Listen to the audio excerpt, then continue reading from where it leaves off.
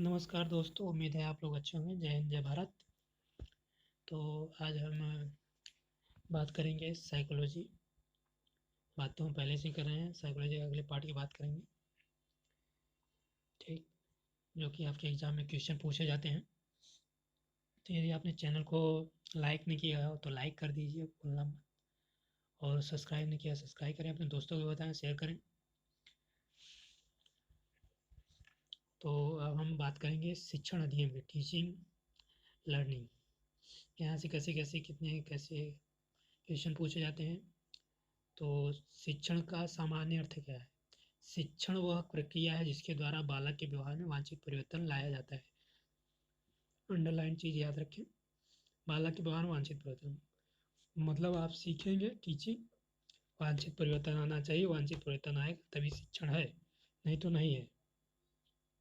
ठीक, बालक व्यवहार में वांछित परिवर्तन लाना है, ये वाक्य याद रखें, वांछित परिवर्तन लाना। वांछित परिवर्तन यानी अच्छा परिवर्तन, खराब परिवर्तन नहीं, निगेटिव परिवर्तन नहीं। कि आप शिक्षित हैं और क्राइम के रास्ते पे आगे बढ़ रहे हैं तो उसे अच्छा परिवर्तन नहीं कहेंगे। वांछित यानी अच्छा, पॉजिटिव, पॉजिटिव सोच, पॉजिटिव काम, पॉजिटिविटी के दिशा में आगे बढ़े। तो ये यहाँ से याद करने वाली चीज़ें। अब आगे कुछ थोड़ी परिभाषाएं देख लें। इसी में क्या कहते हैं, शिक्षण पुनर्बलन की आकस्मिकताओं का क्रम है। याद रखने की जरूरत नहीं। गेज, शिक्षण का उद्देश्य दूसरों के व्यवहार में वांछित परिवर्तन लाना है, यही वांछित परिवर्तन याद करना, बाकी कुछ नहीं। इसमें शिक्षण उद्देश्य निर्देशित करता है कि जिसके द्वारा सीखने के लिए उत्सुकता उत्पन्न की जाती है। नो, क्लार्क, शिक्षण के प्रारूप तथा संचालन व्यवस्था इसलिए की जाती है कि बालक के व्यवहार में वांछित परिवर्तन, देखा यहाँ भी वांछित परिवर्तन आया। हमारे संशिक्षण में एक परिपक्व व्यक्ति कम परिपक्व को शिक्षा प्रदान करता है। ये याद रखिए, एक परिपक्व व्यक्ति कम परिपक्व, यानी टीचर जो है वो परिपक्व है और स्टूडेंट क्या है, कम परिपक्व है। ठीक, ये याद रखिए। मॉरिसन ने कहा ये कोई जरूरी नहीं, लेकिन एक परिपक्व व्यक्ति कम परिपक्व व्यक्ति को सिखाता है। याद रखिए, रायंस ने क्या किया, दूसरों को सीखने के लिए दिशा निर्देश देने व अन्य प्रकार से उन्हें निर्देशित करने की प्रक्रिया शिक्षण है, कोई जरूरी नहीं। रायबर्न के अनुसार शिक्षण छात्रों को उनकी शक्तियों के विकास में योगदान देता है। तो जाहिर बात है, सीखेंगे तो उसका विकास में योगदान होगा, छात्र सीखेगा तो उसका विकास ही तो होगा। बर्टन, शिक्षण के हेतु उद्दीपन, मार्ग प्रदर्शन व दिशा बोध है। वर्ड बुक इंसाइक्लोपीडिया, शिक्षण में एक व्यक्ति दूसरे को ज्ञान कौशल उसे सिखाने में सहायता करता है। ये सब ऐसे ऊपर भी आते हैं। किसने कहा, यह जरूरी नहीं है, लेकिन किसने क्या कहा यह जरूरी है। एक परिपक्व व्यक्ति कम परिपक्व, यह याद रखिए। वांछित परिवर्तन, ये याद रखिए। ठीक, अब आगे का है शिक्षण व शिक्षा में अंतर। शिक्षण और शिक्षा में अंतर क्या है? शिक्षण यानी टीचिंग, शिक्षा यानी एजुकेशन। टीचिंग, शिक्षण, टीचिंग।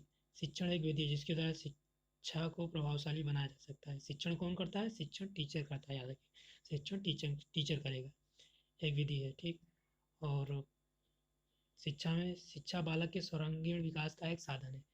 ये सब जितने भी वाक्य दिए हैं, पांचों वाक्य, ये आपको याद रहने चाहिए। मतलब रटना नहीं है इन्हें को, वहाँ पे एग्जाम में आएगा तो आपको पढ़ना है, उसके बाद सोचना है हाँ क्या बात तो सही कर रहा है, गलत कर रहा है। इसी से आप पकड़ लेंगे, याद करने की, रटने की कोई ज़रूरत नहीं है। ठीक, शिक्षण दूसरा है शिक्षण, शिक्षा के अंतर्गत एक संकुचित प्रकरण है।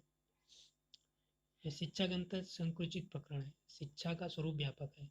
शिक्षा तो हमेशा चलती रहती है, जीवन पर्यंत चलती है, कितना व्यापक है। मन व्यक्ति के उत्पत्ति से पहले, उत्पत्ति के बाद शिक्षा ना जाने किस रूप में रहती है। ठीक, और शिक्षण, शिक्षण तो ये कि आप एक टीचर गया, आप पढ़ा दिए, हो गया, काम खत्म।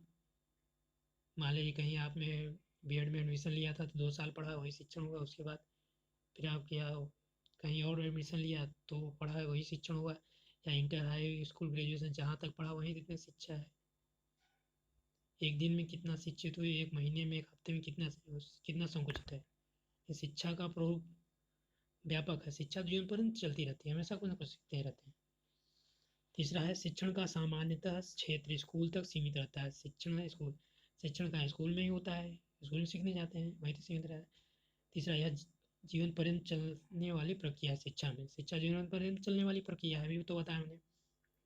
चौथा, शिक्षण के उद्देश्य शिक्षा के लक्ष्यों के अनुसार होते हैं। शिक्षण के उद्देश्य शिक्षा के लक्ष्यों के अनुसार होते हैं, मतलब शिक्षा का लक्ष्य क्या है। जैसे आपने बीएड में एडमिशन लिया तो क्या, बीएड पास करना, एग्जाम देना, सीखना, टीचिंग करना, केवल यही उद्देश्य है। बीएड में आपने एडमिशन लिया था तो आपको सिखा दिया गया कि हाँ ऐसे ऐसे ऐसे करना है, उसके बाद आप सीख जाएंगे, बस यही उद्देश्य है। उसी के हिसाब से ये चलेगा, टीचिंग चलेगी। और शिक्षा में क्या है, शिक्षा के लक्ष्य राष्ट्र के सामाजिक, राजनीतिक तथा दार्शनिक पक्षों पर आधारित होते हैं। शिक्षा जो दी जाती है वह राष्ट्र के लिए जाती है, समाज के लिए जाती है। राजनीति में क्या योगदान है, दार्शनिक पक्ष क्या है, इसके लिए दिया जाती है। पांचवा है, शिक्षण औपचारिक प्रक्रिया है या औपचारिक प्रक्रिया है, मतलब कहीं जाते हैं विद्यालय में तो ही सीखते हैं, शिक्षण होता है कि गुरु जी सर जी ही आपको तो टीचिंग करते हैं, पढ़ाते हैं, कहीं जाते हैं, इसलिए औपचारिक प्रक्रिया है, मतलब निश्चित स्थान है कोई। पांचवा, शिक्षा में शिक्षा औपचारिक तथा अनौपचारिक दोनों है। शिक्षा औपचारिक तथा अनौपचारिक दोनों है। शिक्षा मतलब आप विद्यालय जाएंगे तो औपचारिक तो सीख रहे हैं, लेकिन इसके अलावा भी तो सीख रहे हैं। विद्यालय से आप वापस आएंगे, सड़क में, रास्ते में, साइकिल पे, मोटर बाइक में, कार में, ट्रेन में, कहीं ना कुछ सीखते रहेंगे आप। घर में उठते बैठते खाते पीते कहीं ना कुछ कुछ तो सीखते रहेंगे, शिक्षा ही है। आगे बात करते हैं शिक्षण व अनुदेशन में अंतर क्या होता है। शिक्षण व अनुदेशन, ठीक, अंतः क्रिया युक्त। शिक्षण जो है अंतः क्रिया युक्त होती है, अनुदेशन अंतः क्रिया आवश्यक नहीं। तो शिक्षण होता है अंतः क्रिया युक्त, यानी छात्र रहेगा और शिक्षक रहेगा, दोनों के बीच अंतः क्रिया होगी। अनुदेशन या अंतः क्रिया आवश्यक नहीं, मतलब आप अनुदेशन दिए कोई जरूरी नहीं है। अनुदेशन अंतः क्रिया आवश्यक नहीं है, मतलब टीचर ने आपको कुछ बता दिया, उसके बाद चला गया, ये अनुदेशन है। पढ़ा नहीं, आप टीचर के पास गए, कुछ बता दिया, उसने आपको गाइड कर दिया, निर्देश दे दिया कि ऐसे ऐसा ऐसा होता है, ऐसा कर लीजिए, ठीक। तो अन्वेषण एक संकुचित विचारधारा है, यही शिक्षण एक व्यापक विचारधारा है। दूसरा देखिए पॉइंट आपको समझ में आएगा, शिक्षक होना आवश्यक है, मतलब शिक्षण के लिए शिक्षक होगा तभी तो होगा, शिक्षक ही नहीं रहेगा तो उस पढ़ा पढ़ाई कैसे, अंतःक्रिया कहाँ से होगी। अन्वेषण शिक्षक होना अनावश्यक नहीं, मशीन द्वारा दिया, यहाँ देखिए फिर दूसरे मशीन द्वारा दिया जा सकता है। मशीन भी तो आज तो मशीन भी आ गया है, मोबाइल भी क्या है, मोबाइल आ गया, कंप्यूटर आ गया, बताया गया ऐसे ऐसे करने। कि कोई आप टेस्ट दे रहे हैं, मॉक टेस्ट दे रहे हैं, और मशीन बताएगा क्या गलत है, गलत सही है, आपको बताएगा, ठीक। तीसरा है, अनुदेशन शिक्षण का ही भाग है। अनुदेशन शिक्षण के भाग है, शिक्षण के अंतर्गत ही आता है। अनुदेशन अनुदेशन में शिक्षण नहीं होता, मतलब मैंने अभी बताया ना, अनुदेशन एक छोटी प्रक्रिया है, कभी कभार हो जाता है, संकुचित विचारधारा से, नैरो माइंडेड, नैरो पोर्शन। और शिक्षा है ब्रॉड, विस्तृत है, मतलब अगर आपने 2 साल की बीएड किया है तो उसमें शिक्षण तो 2 साल पूरे हुआ, लेकिन अनुदेशन कितना हुआ, शायद ही 1 दिन हुआ हो, 2 दिन हुआ, 3 दिन हुआ, 5 दिन, 1 हफ्ते, ये आप लोग जानिए। चौथा पॉइंट है, शिक्षण ज्ञानात्मक और क्रियात्मक पक्ष का विकास है। अनुदेशन केवल ज्ञानात्मक पक्ष का विकास है, शिक्षण ज्ञानात्मक और क्रियात्मक पक्ष का विकास है। शिक्षण में ज्ञान, आप ज्ञान लेते हैं, उसके बाद उसका प्रयोग करते हैं, एक्ट करते हैं, क्रिया करते हैं, सीखा उसका प्रयोग किया, इसमें होता है, पक्ष का विकास करता है। अनुदेशन केवल ज्ञानात्मक पक्ष का प्रयोग होता है, अनुदेशन में केवल ज्ञानात्मक पक्ष का प्रयोग होता है। अनुदेश दे दिया, आपने ऐसे कर लिया, टीचर ने अनुदेश दिया, आपने ज्ञान को बताया, ठीक, अपने ज्ञान को बताया, वही अनुदेशन है, इसलिए यह केवल ज्ञानात्मक पक्ष का होता है। तो अब आते हैं उत्तम शिक्षण की विशेषताएं। तो ये सब जितने भी वाक्य नीचे आएंगे आप लोगों के पास, इन्हें याद रख लेना है, याद रखना है, मतलब स्मृति में रहे। वहाँ पे चूँकि बहुविकल्पीय प्रश्न रहते हैं, जैसे ही सामने आएँगे आप लोग को याद हो जाएँगे। पहला है नियोजित होना चाहिए, योजना युक्त। हाँ, उत्तम शिक्षण के लिए क्या योजना, टीचर योजना बनाता है, आप योजना बनाएंगे। दूसरा है क्रियाशीलता के अवसर उपलब्ध कराएं, शिक्षक व छात्र दोनों प्रश्न उत्तर करें। क्लासरूम क्रियाशील कब हुआ, जब शिक्षक भी बात करेगा, छात्र भी बात करेगा, दोनों क्रियाशील रहेंगे, छात्र को बोलने का अवसर प्राप्त किया जाएगा। तीसरा है लोकतंत्र हो, बालक की रुचि आधारित, लोकतांत्रिक माहौल हो, सभी बोल सकें, बालक की रुचि क्या है, क्या पढ़ना चाहता है, क्या नहीं पढ़ना चाहता, उसके अनुसार क्लास चले। चौथा निदानात्मक उपचारात्मक होना चाहिए, निदानात्मक परीक्षण हो, उपचारात्मक परीक्षण होना चाहिए। निदानात्मक मतलब छात्र की कमजोरियों को पता लगाना, निदान मतलब पता लगाना, उपचारात्मक उसे पता लगाने का उसका उपचार करना।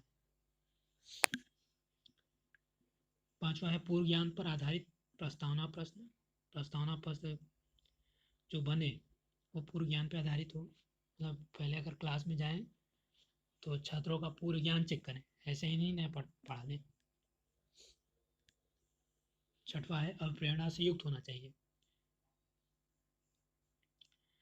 उसमें अप्रेरणा होनी चाहिए। सातवां बालक की रुचि योग्यता पर आधारित हो। सातवां वांछनीय सूचना प्रदान करता हो, कोई फालतू चीज़ ना पढ़ा दीजिए, वांछनीय जो पढ़ाना है अच्छी बातें वो पढ़ा दीजिए, फालतू निरर्थक बातें बता दीजिए, छात्र किस काम का। नौवा है संवाद मूलक व अंतक्रिया हो, संवाद मूलक, संवाद हो, बातचीत हो, अंतक्रिया हो तो वही अंतक्रिया, आपस में बातचीत हो, प्रश्न उत्तर हो।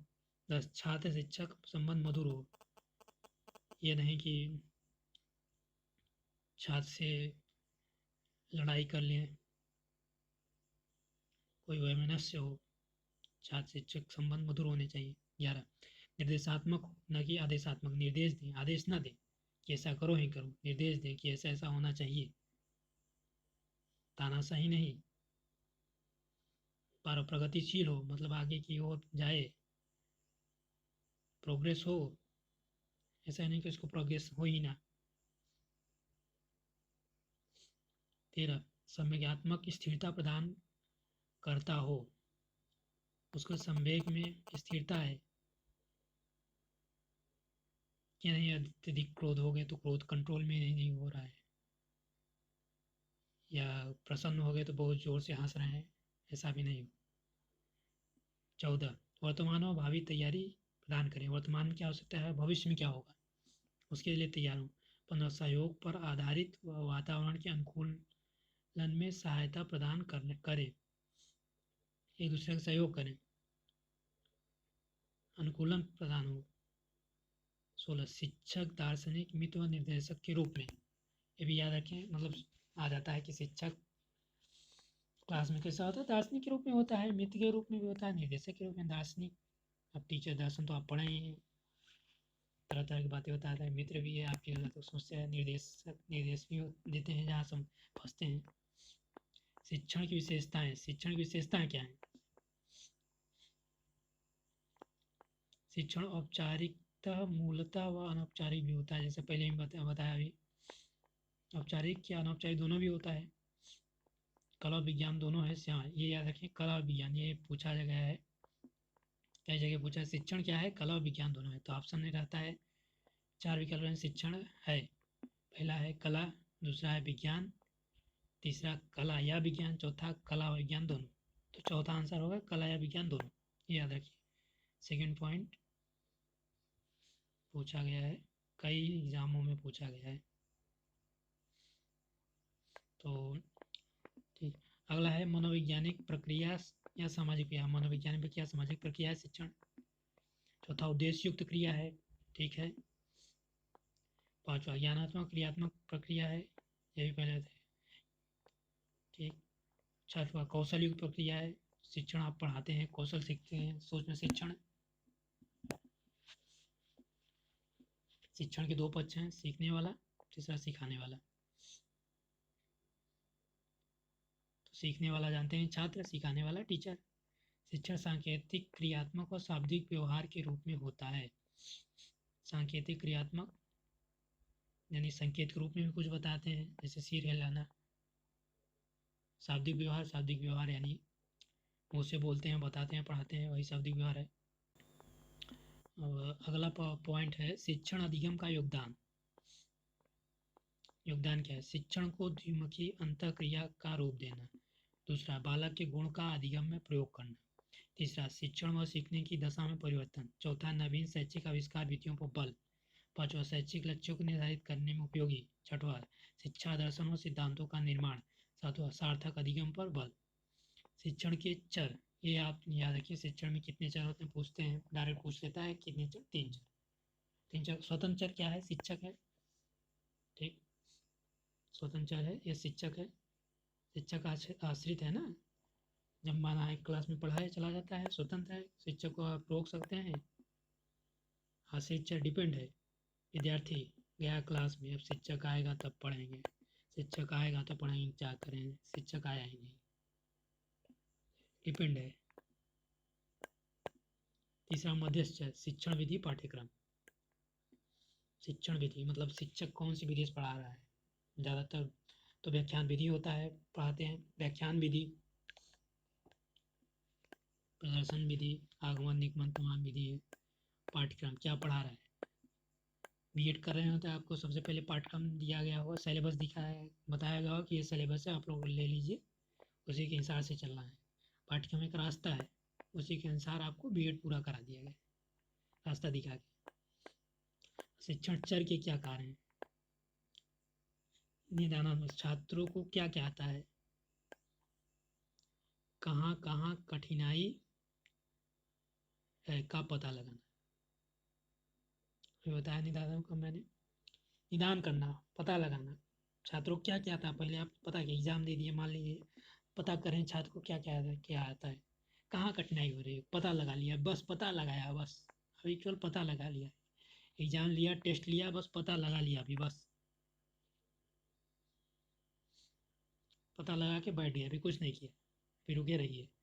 दूसरा है उपचारात्मक, शिक्षण कौशल प्रयोग व पृष्ठपोषण देना। उसके बाद जब निदानात कर लेंगे तभी उपचारात्मक करेंगे, पहले निदान करेंगे तब उपचार करेंगे। अभी आपने पता लगाया, बीमारी का पता लगाया, डॉक्टर के पास गए, डॉक्टर ने पता किया, हाँ, उसके बाद अब उसने दवा दी, तो ऐसे ही उपचार है, ये दवा है। उपचार क्या है? एक दवा है।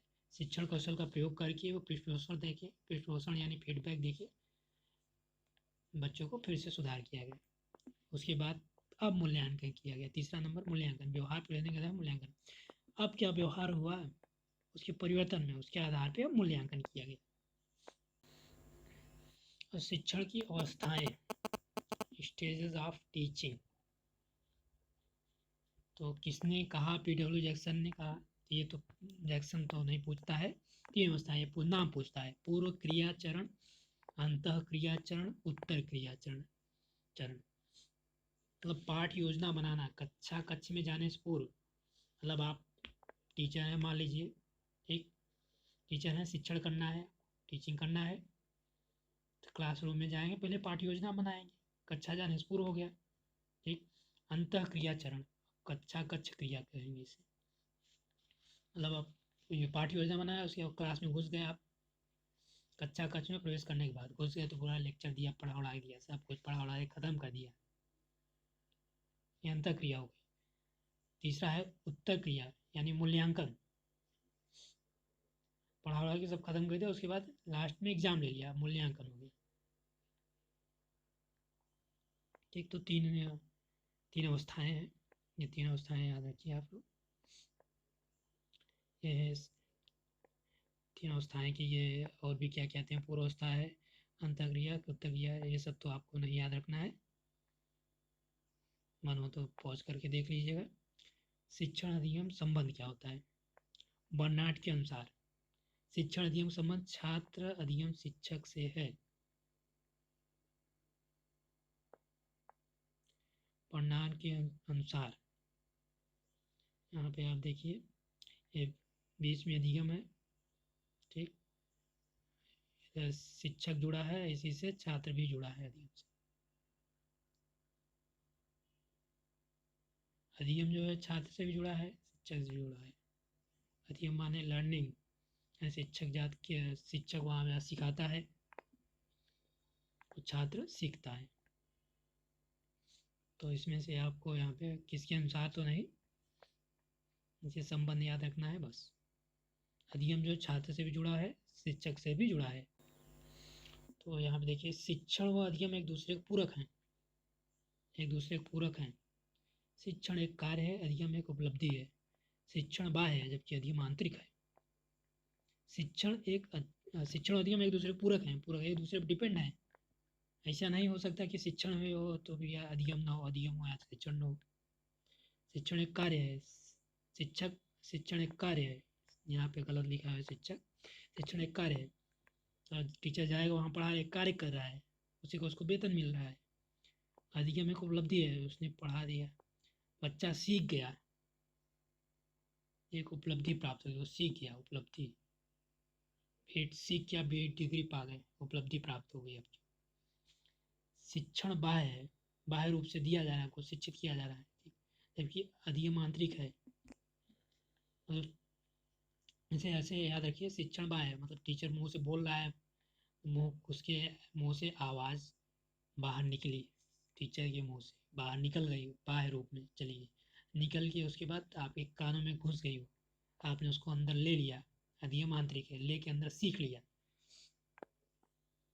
शिक्षण अधिगम अन्वेषण संबंध प्रारूप, अगला पॉइंट है शिक्षण अधिगम अन्वेषण संबंध में प्रारूप।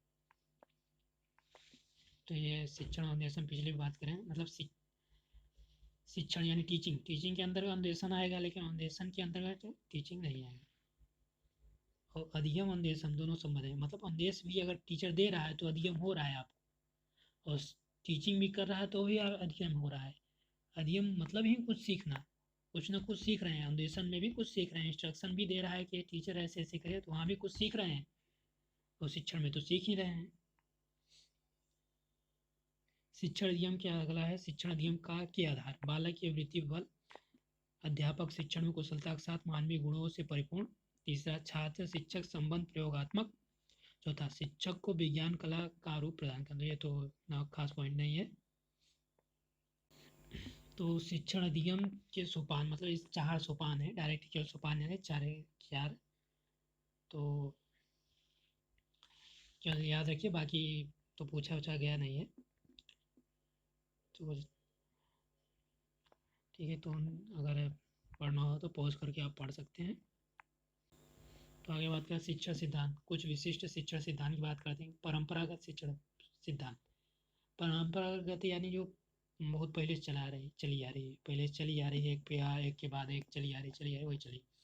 म्यूटिक शिक्षण सिद्धांत, सुकरात प्रश्नोत्तर पर बल, तो सुकरात का पूछा जाता है, सुकरात किस पे बल देते हैं, सुकरात प्रश्नोत्तर पर बल देते हैं। ठीक, तो यहाँ से क्यों लिखी है याद रखना है, लाल और रेड वाला, बाकी नहीं। संप्रेषण सिद्धांत, ये भी नहीं पूछा गया है। परिवर्तन सिद्धांत, ठंडा के भी नहीं आता है। पारस्परिक पेक्षा सिद्धांत, सचमन पूछताछ बल, ये भी नहीं आता है। अन्वेषण सिद्धांत, कारण, ये भी नहीं। शिक्षक व्यवहार सिद्धांत, शिक्षक एक सामाजिक प्राणी है, तो ये याद रखना है, बाकी किसने कहा और क्यों कहा ये नहीं याद रखना है। अगला शिक्षण वैज्ञानिक सिद्धांत, रॉबर्ट ग्लेजर, व्याख्या की 4 भाग है, अन्वेषण, उद्देश्य, प्रारंभिक विवाद, अन्वेषण, संवाद, मूल्यांकन। शिक्षण का ज्ञानात्मक सिद्धांत, ब्रूनर, टाबा, आसुडेल, पीटर, तो ये सब भी याद नहीं रखना है। तो आगे बात करते हैं सामान्य शिक्षण सिद्धांत। पहला है निश्चित उद्देश्य का सिद्धांत, डेफिनिट ऑब्जेक्टिव।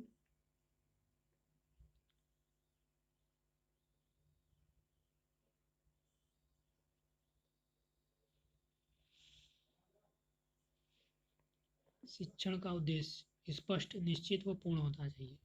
बिना उद्देश्य शिक्षण सफल नहीं होता। शिक्षण का उद्देश्य क्या है, एक निश्चित उद्देश्य होना चाहिए। ठीक, दूसरा है बाल केंद्रित, तो यहाँ से ये दूसरा वाला ज़्यादा इंपॉर्टेंट, ये कई बार पूछा है। बाल केंद्रित सिद्धांत, शिक्षण बालक की आवश्यकता, रुचि, अभिरुचि, क्षमता व मानसिक स्तर के अनुसार होना चाहिए। उसकी रुचि कैसे है, मतलब आप लोग पढ़ा रहे हैं, क्लास 2 वालों को पढ़ा रहे हैं, अब उसको क्लास 6 का पढ़ा दीजिए, तो क्या क्या रहेगा, उसको क्या समझ में आएगा, कुछ समझ में नहीं आएगा।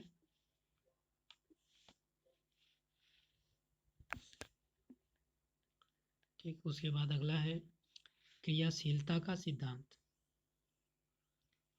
ये भी पूछा गया है, क्रियाशीलता का सिद्धांत। Principle of activeness.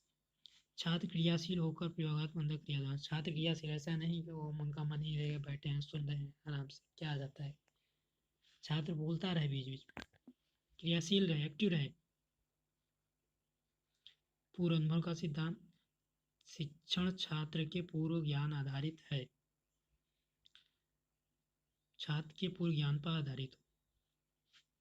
चौथा है लोकतांत्रिक व्यवहार का सब। पांचवा है लोकतांत्रिक व्यवहार।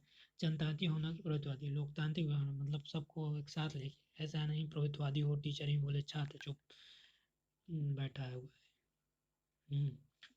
छठवा है व्यक्तित्व विभिन्नता का सिद्धांत। शिक्षण प्रत्येक छात्र की व्यक्तिगत विभिन्नता के अनुसार है। इंडिविजुअल डिफरेंसेस, मतलब प्रत्येक छात्र को अलग अलग आवश्यकता होती है। हो सकता है जो आप बता रहे हैं कि क्लास में कुछ छात्र को ना समझ में आते हैं, अन्य छात्र को समझ में आता है, या अलग अलग होता है। छात्र उस बात को किस तरह से ले रहे हैं, कितना ले रहे हैं, वही इंडिविजुअल डिफरेंसेस है।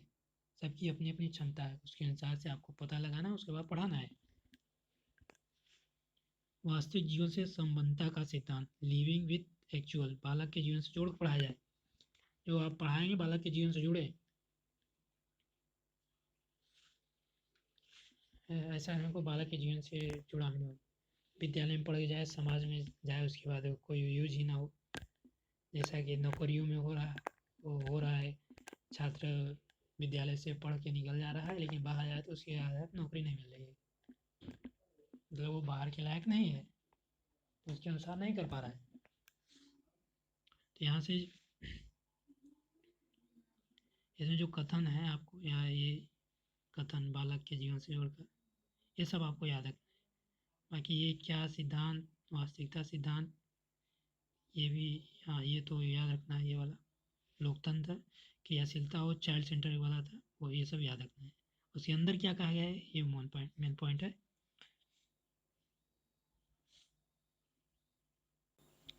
अगला है समवाय का सिद्धांत। Principle of correlation. विषयों को अंतः विषय से जोड़ते हुए पढ़ाना।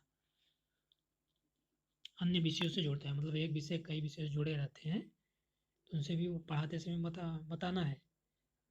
जैसे भूगोल पढ़ा रहे हैं तो वहाँ क्या साइंस की चीज़ें तो बताना है कि ये साइंस की चीज़ है। साइंस में भी है, सॉरी, साइंस पढ़ा रहे हैं तो भूगोल की चीज़ें तो बताना है। केमिस्ट्री पढ़ा रहे हैं, बायो की चीज़ें बताना है। भूगोल पढ़ाएं तो इतिहास से संबंध है, कहाँ क्या संबंध है तो बताना है। कि आप इतिहास में केवल इतिहास की बात करें, बाकी भूगोल की बात ही नहीं कर रहे हैं।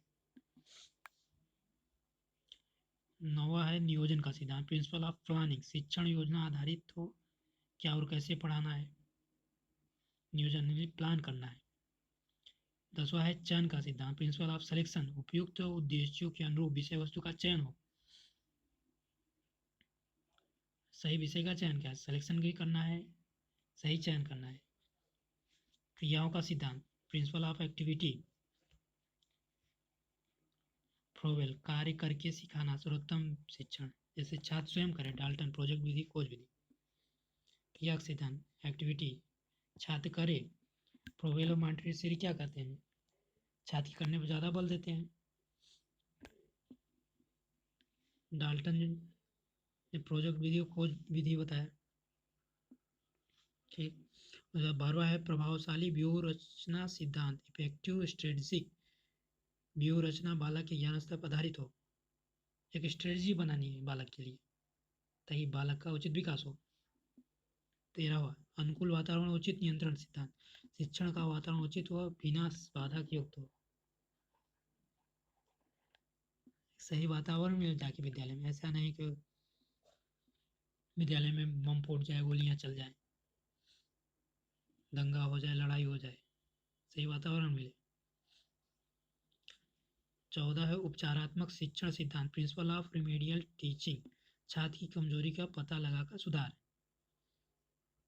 यदि छात्र में कोई कमजोरी है तो टीचर उसको पता लगाए, टीचर कर्तव्य, टीचर पता लगाए, फिर उसमें फिर सुधार करे। तो उसकी कमजोरी तो रह ही जाएगी, दूर कहाँ से होगी। 15 है विभक्तीकरण का सिद्धांत, प्रिंसिपल ऑफ डिवीजन, विषय वस्तु को छोटे छोटे भावकों में व्यक्त करके बनाना, छोटा छोटा छोटा छोटा टॉपिक पहले बांटना है उसको। जैसे मैं ही पढ़ा रहा हूँ, छोटा छोटा टॉपिक पढ़ा रहा हूँ, बीएड में भी पढ़ाया गया होगा, तो छोटा छोटा टॉपिक पहले बांटा हो गया है, तब पढ़ाया गया होगा। पूरा एक साथ परोस देंगे तो समझ ही नहीं आएगा। 16 है सहयोग व अभ्यास का सिद्धांत, शिक्षक व छात्र के सहयोग के आधार पर वह पुनरावृत्ति आधारित है। सहयोग अभ्यास, शिक्षक भी सहयोग करे, छात्र भी सहयोग करे, शिक्षक भी अपने टीचिंग का अभ्यास करे, छात्र भी अभ्यास करे। तो उम्मीद है दोस्तों आज के पार्ट में इतना ही रहेगा, आप लोगों को अच्छा लगा होगा। और लाइक शेयर सब्सक्राइब करना भूलिए। अगर आपको एक अंगूठा ही तो उठाना है लाइक करने के लिए, एक उंगली उठाना है। आपकी एक उंगली से उठाने से आपके सर को प्रसन्नता मिलेगी, तो इसलिए आप एक उंगली उठा के इसको लाइक करें और अपने दोस्तों को भी बताएं, शेयर करें, सब्सक्राइब करें। तो आज के लिए इतना ही। जय हिंद, जय भारत।